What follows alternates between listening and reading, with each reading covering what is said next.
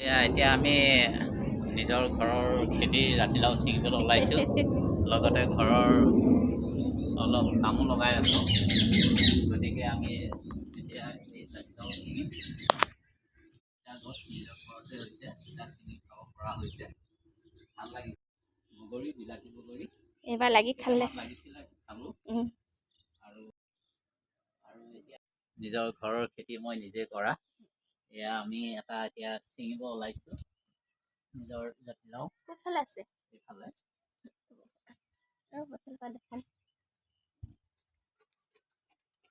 কেইবাটাও লাগিছে। এটা ছিঙিছোঁ এডাল ধৰা। এয়া জাতিলাও, আমাৰ ঘৰৰ জাতিলাও।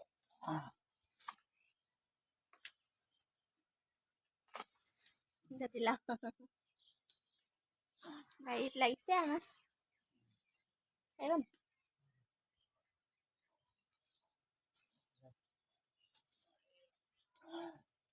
এয়া ঘৰৰ জাতিলাও।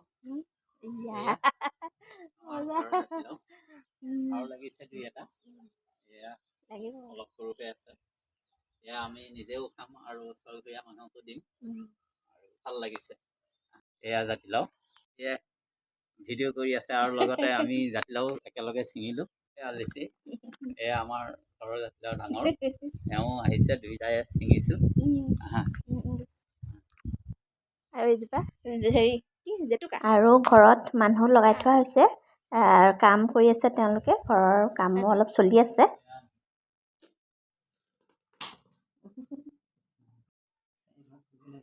পাচলি কল লাগিছে আৰু এয়া ওলকবি দিছে।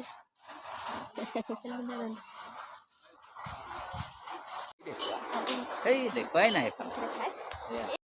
এয়া আমাৰ ঘৰৰ বন্ধাকবি, ওলকবি।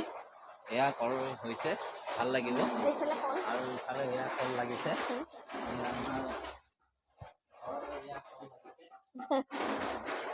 ধুনীয়া।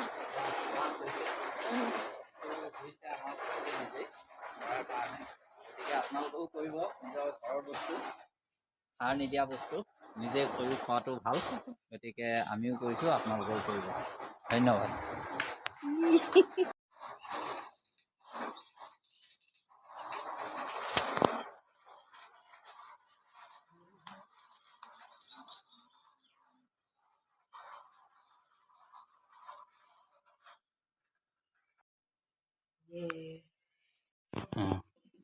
এয়া আমাৰ ঘৰৰ 3টা ফেমিলি মেম্বাৰ।